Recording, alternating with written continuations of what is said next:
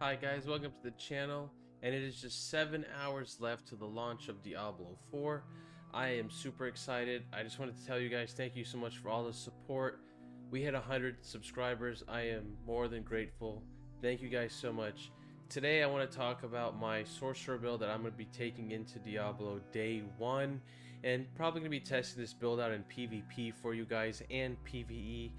People have been asking me to go over the armor and the gear that I plan on using, so I figured it's time I show that to you guys, and this is a little updated from the previous Sorcerer build that I made. So let's get into it. The skills that you can see right here, we have Spark. This is going to be our basic. I like it because it's going to increase our critical chance, and we do increase critical damage to burning enemies, and we're going to get that through the Firebolt enchantment. Now there's going to be more passives, I'll go to that quickly in the end, but I want to make this video as fast as possible. Now we're going to have Chain Lightning. Chain Lightning is going to be our bread and butter. It's going to hit hard, it's going to get increased damage, and yeah, if you've used Chain Lightning, you just know how busted it is, so I imagine even in PvP, this thing is going to be very good. Now we have Lightning Spear. Lightning Spear is going to be our second CC in the build, the ability to stun. And also it's going to be a nice ability to just kind of have on cooldown to like spam and like cast. I can always replace this with something later, but for right now I want to play with Lightning Spear and see how it does after the launch of the game. We're going to have Inferno as our ultimate. Inferno I think is one of the better ultimates. I know people are saying to use the ice ultimate where you like freeze and you can cancel it, so you can use it kind of like on oh crap situations like burst protection and burst healing.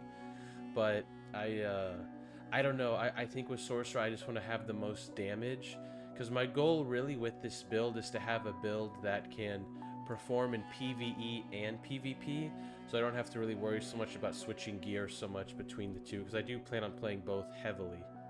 Now we're going to have Ice Armor. Again, Ice Armor is going to be great because it's going to give us protection, and then it's also going to give us mana regeneration, and also Ice Armor has passives for having the barrier up, which I'll go over later in the build.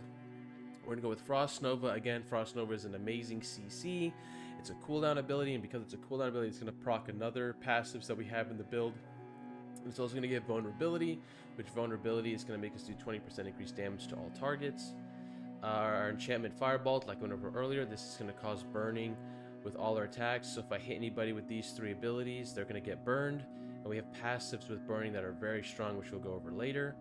We have Flame Shield. Flame Shield, I got this thing upgraded as well, so it can give me the healing. The upgrades for this work, so if you have this and you take fatal damage, you will get that heal for your missing HP. Again, like I said, my mindset is PvP as well. You could definitely replace this with other enchantments for sure, but for right now, this is the one I'm going to go with. Getting into the gems, definitely going to go with increasing my ultimate skill damage. Like I said, the other choices that you can really get is damage over time. I don't really care for that because the dot damage is not really our biggest buff in the build. Crit damage to vulnerable enemies. We don't have vulnerable up enough to really take advantage of this. Overpower, we're not really built into it. 20% basic skill. Again, I don't really plan on spamming my basic skill so much, so not really that good. 12% critical strike damage to crowd controlled. Again, my only crowd control really is going to be Frost Nova, so very like situational.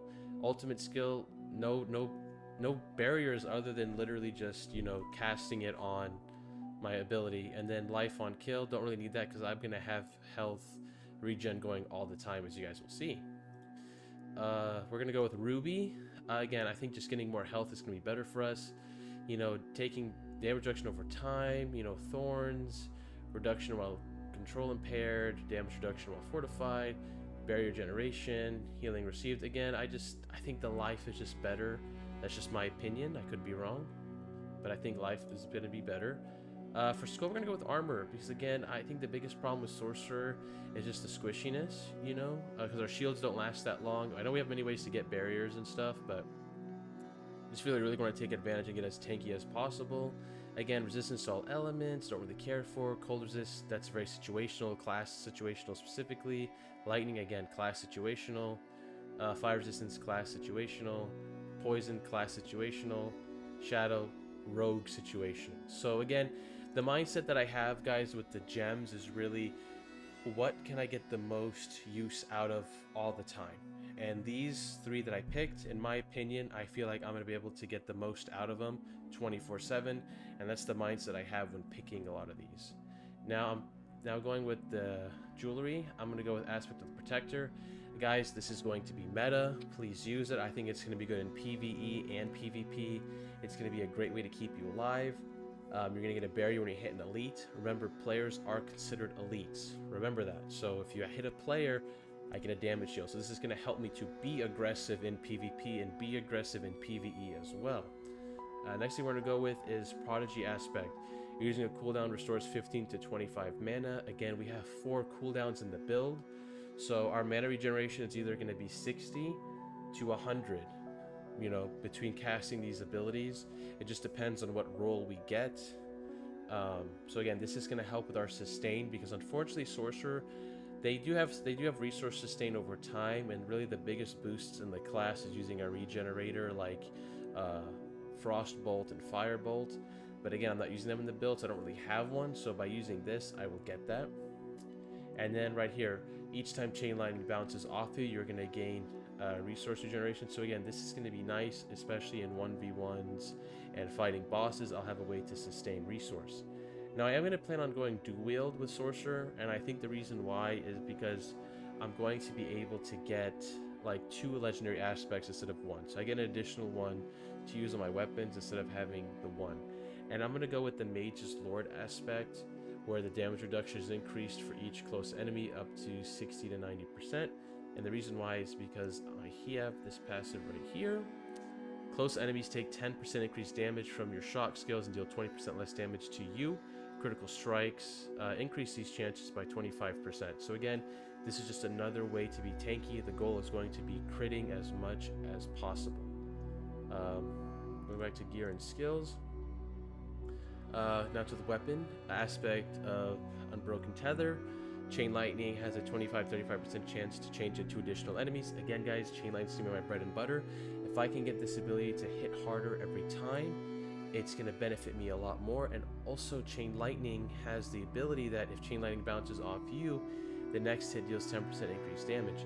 So again, if I can get this to keep bouncing off me, let's say like in a 1v1 situation, and then I have the ability for it to chain 2 additional times, that's an extra like increased damage that I'm getting off higher DPS output. So I think realistically, if you're going with the Chain Lightning build, you have to use this. The Exploiter aspect, you have a 20% increased crowd control duration. So this is going to help with the Frost Nova, making it last a little bit longer. And then while enemies are unstoppable, you deal 20 to 50% increased damage. Again, this is for PvP, because a lot of players are definitely going to be running unstoppable builds for sure. So this will help out a lot. I'm not really running unstoppable in my build as much because of this aspect. I have a feeling this is going to be very strong, and I want to try to avoid that. When hit while not healthy, a magical bubble is summoned around you for 3 to 5 seconds. While standing in the bubble, players are immune.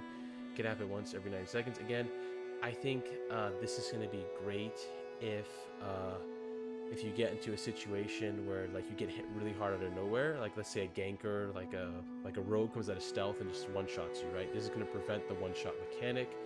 And by this happening, it can actually save you from using the Flame Shield enchant. So this could proc first, and then you could use this more like in this emergency situation. There's probably better ones that you could use, but for me, I really like the way this one sounds for PvP and even PvE as well. Lightning Spear has an 11 to 20% chance to spawn an additional Lightning Spear. Again, this is just going to increase our DPS. This is a cooldown ability, and again, the Lightning Spear has an 11 to 20% chance to spawn an additional one. And if you read Lightning Spear right now, the Lightning Spear stuns enemies when it critically strikes. So if I throw it, let's say my first one doesn't critically strike, the second one that spawns could be the one that lands the critical, and there's my stun. So again, I think if you're going to use Lightning Spear in the build, you have to use this. Now I chose aspect of Crowded Sage because I'm trying to get as many sources of healing. When I go over the build real quick, you'll see my sources of healing. But for what it reads is you heal for X life per second for each close enemy up to X life per second. So again, this is just another heal over time that will stack with our other heal over time. Now, Frost Blitz aspect, Frost Nova gains an additional charge with the cooldown per charge is increased by 40 to 30%. Again, some of you guys might be looking at this saying, is really making it go from 24 seconds to 34 seconds worth it? I think yes, because what you're trading off is a shorter cooldown for the ability to like have control. Typically when you use Frost Nova, you throw it and you wait for the cooldown to come back and you kind of forget about it. But the nice thing, but there's always gonna be those situations where you feel like, man, I need a CC right now, I can't wait 20 seconds. Boom, you have the ability to cast it again. I think this is going to be great, and this is going to give you a lot of like utility in your build. And I really think if you're going to rock Frost Nova, you really guys should consider this ability for sure. Going over the skill tree, we're going to go with Spark as our main enchantment, or our main basic attack. Basic reason, I just want it because it gives me increased crit up to 8%. I do plan to crit a lot with this build, and you'll see why, because we have got a lot of benefits for critting. Chain Lightning, again, this is our bread and butter, guys. Super good ability. Don't want to pass it up.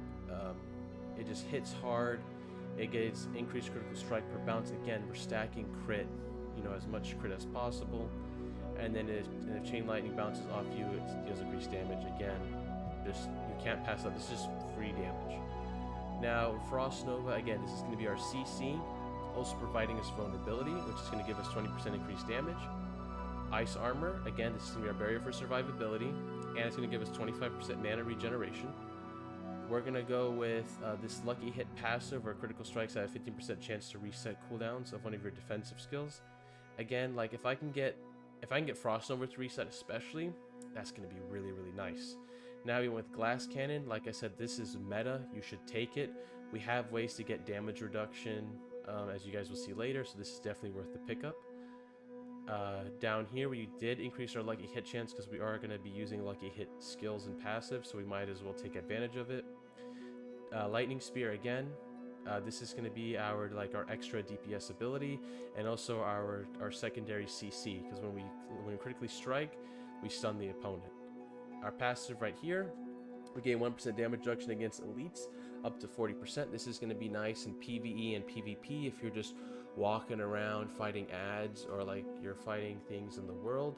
You're gonna have 40% damage reduction, and once that player ganks you out of nowhere, you have 40% damage reduction on top of whatever damage reduction you have built into your build.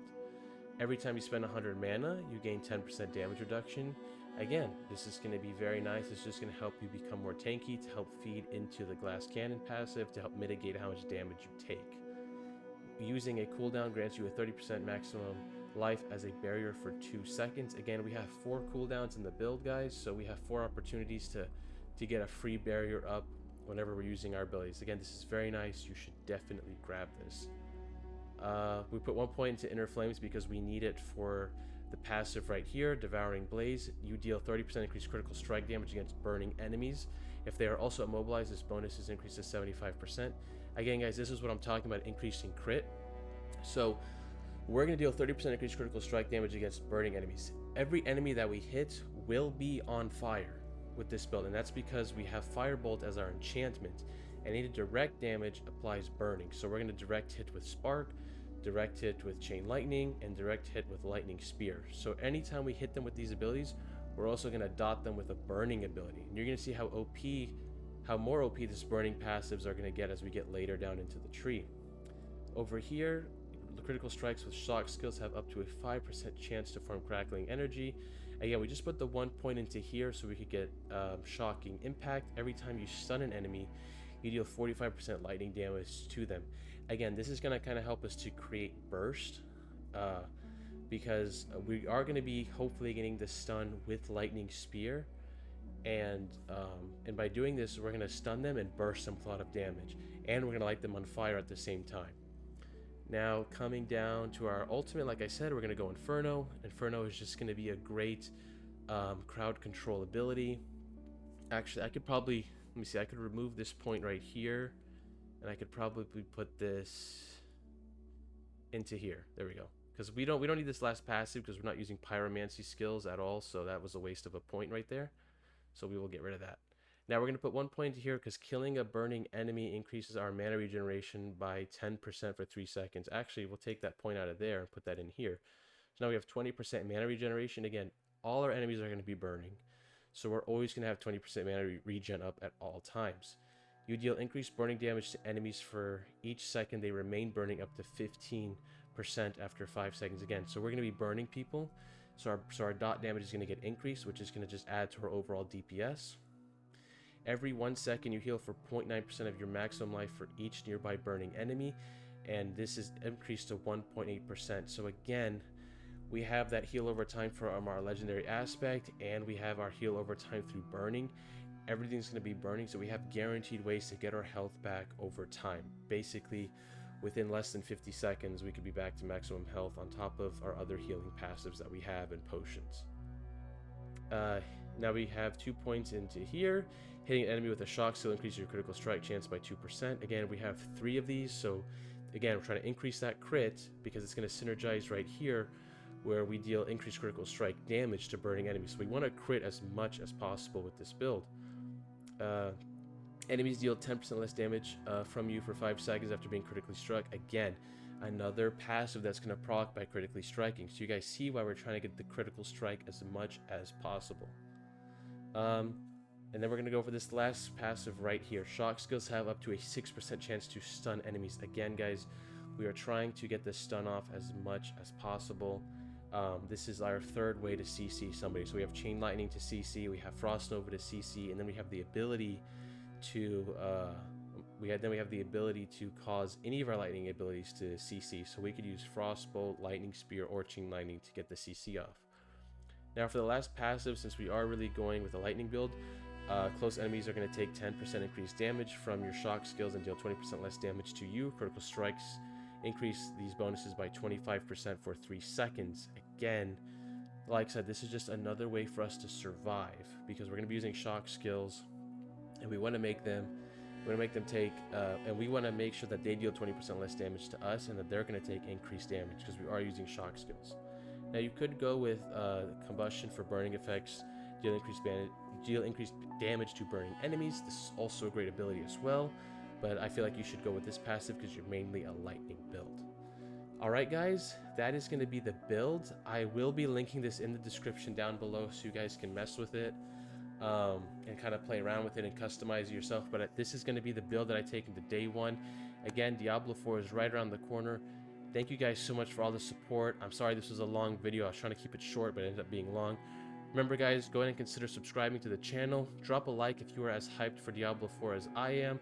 I cannot wait to get into that game. I'm going to be bringing you guys a lot of PvP content, so make sure you subscribe and stay tuned. I'll be streaming over live on Twitch at twitch.tv/KyleTheGiant for 24 hours. So I will catch you guys there. As always guys, peace out. I can't wait to see you guys tomorrow. Today's the day.